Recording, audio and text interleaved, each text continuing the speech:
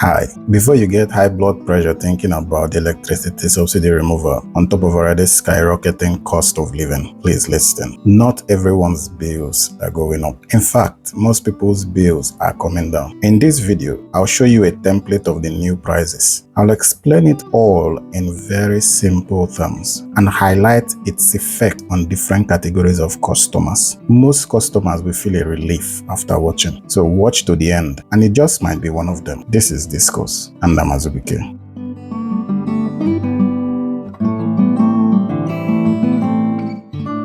Electricity subsidy in Nigeria is used as a price control mechanism by government to cushion the effects of high cost of living for citizens, as well as overhead costs for businesses to encourage economic growth amidst epileptic power supply levels. So, what's the current status of electricity subsidy in Nigeria? The federal government, through the Nigerian Electricity Regulatory Commission (NERC), issued a supplementary order to the multi-year tariff order of 2024 to all its distribution companies, requesting for them to implement a new regime beginning from the 3rd of April 2024. Now, to compare the old system versus this new system, before now, everybody paid the same rate for electricity, which was 66 naira per megawatt hour. Now, this multi-band system categorizes customers based on their power supply reliability. This table is for Abuja Electricity Distribution Company, but other tables will look similar to this. In this new band-based system, customers are first divided into 3 groups based on their usage pattern and their connection type. They are single phase, 3-phase, low voltage, and medium to high voltage connections. Let me briefly explain what maximum demand means. It refers to the peak load that an electrical system experiences during a specific period, the highest demand at every given time. For utility companies, before they connect you to the public utility, the utility company will ask you, or the distribution company will ask you, what is your maximum load from this factory? Based on your maximum load and the voltage requirements of your equipment, they will assess to see if they'll put you on low voltage or they'll put you on medium to high voltage. When they make that decision goes up to what size of transformers that the utility company wants to use, what size of feeders that they want to use, how they will prioritize their load when you run at maximum demand.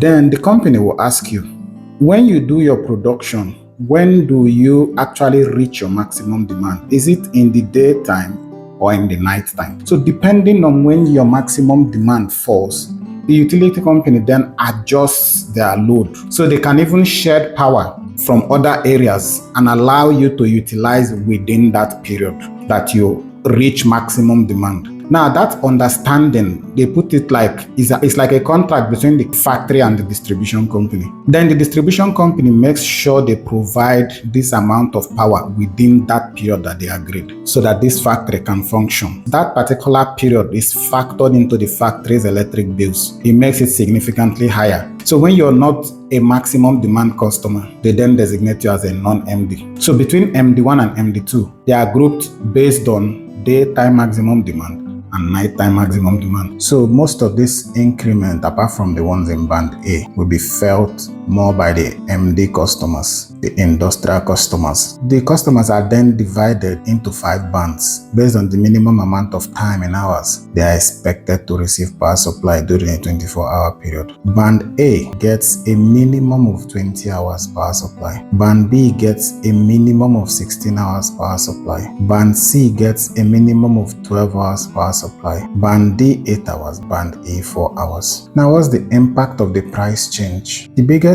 change in price reflects on the band A customers. All band A customers are affected almost in the same way, both the MD connection and the non-MD customers. Previously, they paid around 66 naira per kilowatt hour. Now, it's a whopping 225 naira per kilowatt hour. That's a 241% increase. Only 15% of customers, according to NERC, were affected or were put in that band A. And the truth is that that that figure will have to come down, because by the time they finish factoring in people that had no business being in that band A in the first place, it's going to come down. So you talk about the market women, you talk about the artisans in the markets located in highbrow areas, but then you have low income earners doing businesses in those markets. By the time they factor all those in, I believe it should reasonably come down from where it is. So the point is that most Nigerians will not be affected by this price increase,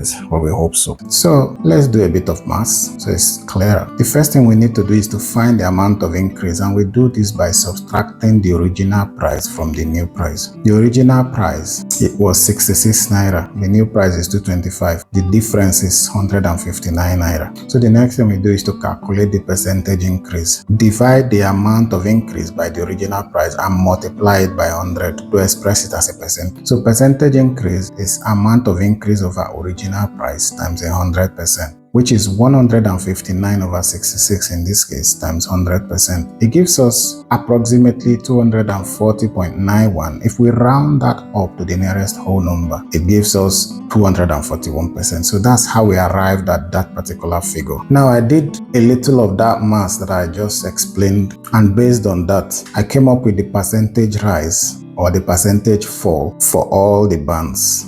So let's look at this new table that I came up with. It has the band, the new price, then the percentage increase, so that's the new price minus the old price, and then calculated the percentage of rise or fall in price using the method that I used above. That's how I got this table. So take your time, look at this table. You can pause your video, you can take a screenshot, get a true picture of where you stand, know what band you are on. Now, if we look at this column, the right hand column, you realize that apart from all of band A, whose bills are going to go up by 241%, from the band B, non-maximum demand, which is people that are expecting at least 16 hours of power supply, non-maximum demand, who are mostly residential customers. These people will experience a 4% drop in their bill. Now that's quite significant, but that's not all. The industrial customers in band B will experience a 15% increase, not too bad. From band C down to band E, everybody experiences a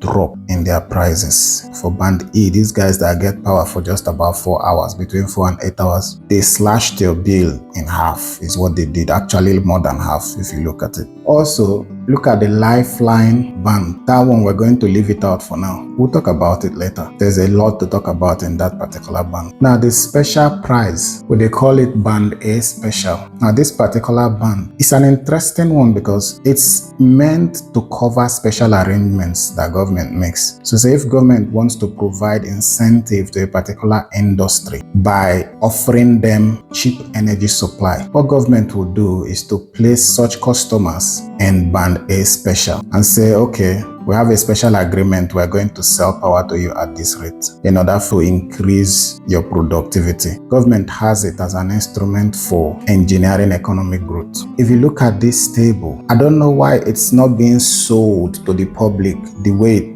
they're not showing the true picture, because the first time I heard of it, all I heard of was 225. Like, I was just really surprised. But when I looked into it and began to see all these figures, the truth is that a vast majority of Nigerians will be in a better position in terms of their bills. So from this table, we can deduce that most Nigerians will experience a marginal to significant price reduction, and that's a good thing. There's an advantage to this system. One of them is fairness. Those who receive more reliable power will pay more. It encourages investment. Now, when our discos are able to realize more money, they are able to improve the infrastructure. But then you ask a question, if there was subsidy all the while, why are they complaining about revenue? Because all their revenue shortfalls, quote and unquote, were supposed to have been covered by the government using subsidies. For unmetered customers, please check out NERC's website and see the list of approved band feeders for your own distribution company. From there, you'll be able to know where you stand. When you know where you stand, you'll be in a better position to understand what value is in it for you. Now, on the issue of subsidy removal, removal. The fact that the NERC issued these orders to distribution company means that they still control energy prices, because that can only be done using subsidy to cover the Discourse revenue shortfalls. If you want to control prices, you're going to pay the difference. That's the truth. If they were going to remove subsidy, they were not going to tell you about any pricing. They will allow the Discourse to fix prices based on